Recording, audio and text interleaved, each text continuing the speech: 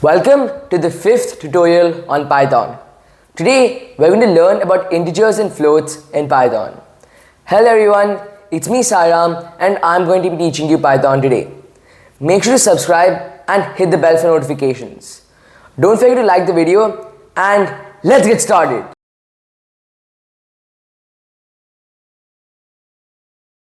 Let's start with a simple experiment. We'll start by writing print quotes 2. This is a string like we learned before. But let's try something else. Print 2. Now you must be thinking the second line is an error because it's not enclosed by quotes. But let's actually run it. You see, it prints 2 and 2. Everything went okay. But what does it actually mean? Through this example, we have discovered two different types of data in Python. One, the first line containing a string, and the second line containing an integer number, something which we have not learned about before. But the print function presents them in exactly the same way. The example is obvious, as their human readable representation is also the same. But internally, in the computer's memory, these two values are stored in two completely different ways. The string exists just as a string, a series of letters. But the number, which is integer, is converted into machine representation, a set of bits.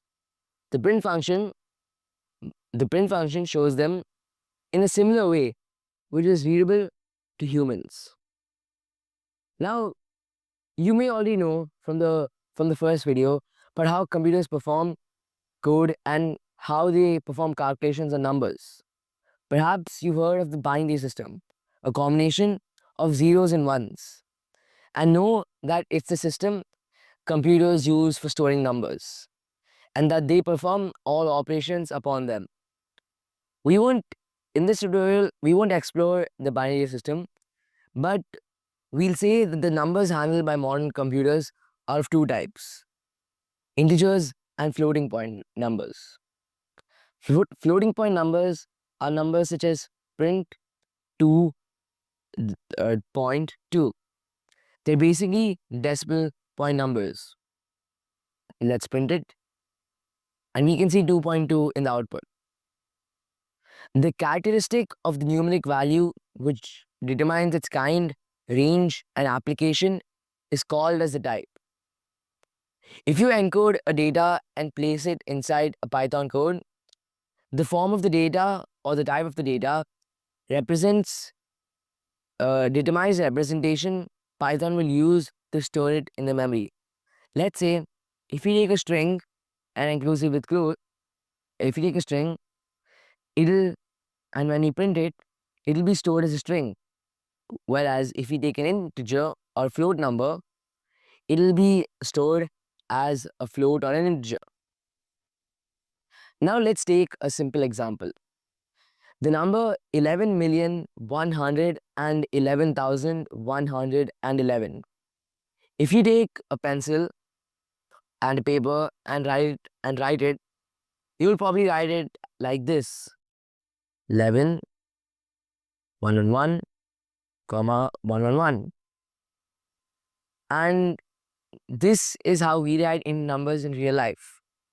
And so let's remove the quotes. But what happens if you try to print this in Python? Click print. You see, it does not print the commas. It takes them as separate numbers. So you don't get the full value of 11,111,111. So it's clear that the way Python reads it makes it easier for us to read, especially when the number consists of many digits. However, Python does not accept things such as a dot between numbers. Let's take another dot over here and let's print it.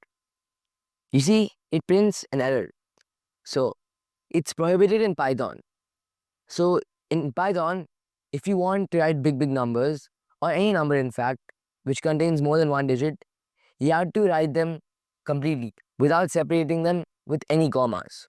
Or we also have an alternate option, which is to separate the digits with underscore. So this is 11,111,111 in in in the form which Python understands. Now if you run it, it'll display it'll display everything without the underscore. But it's a way that Python understands and makes it easier for us to understand too. Now, how do we print negative numbers? So it's quite simple. Just like in real life, we'll just add a minus symbol before the number, and it prints the negative version of it.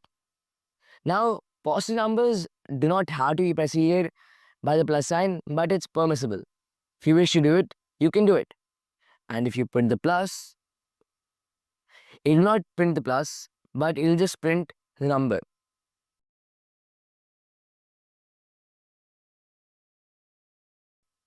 Now there are two additional conventions in Python that are unknown in the world of mathematics. The first allows us to use numbers in an octal representation. Let's take, and it is represented by 0, 0 and an O. Then let's write 1, 2, 3. This number is represented as an octal value with an actual value equivalent to 83. The octal value means that the digits taken from the actual number can only be taken from the range of 0 to 7. So when we print this, we will see 83.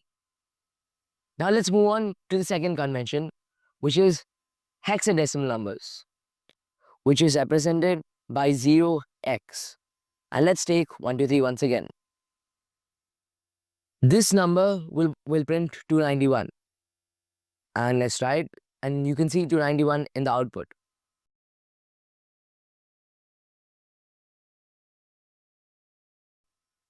Now, what is the difference between an integer and a float? You see, an integer, let's take print 4 and print 4.0. Mathematically, they're the same, but in Python, it's different. You can see it prints 4 in the first line and 4.0 in the second line. The point is what makes a float. On the other hand, we can also use exponentiation. Let's say you want to print a number that is quite big, like the speed of light.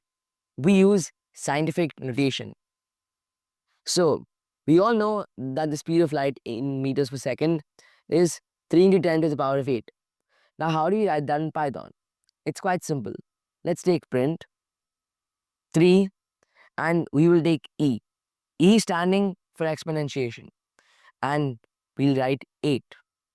So it's basically saying 3 multiplied by 10 to the power of 8.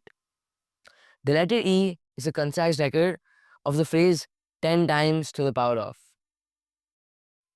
And we can see the speed of light, but it is taken as a float, not as an integer.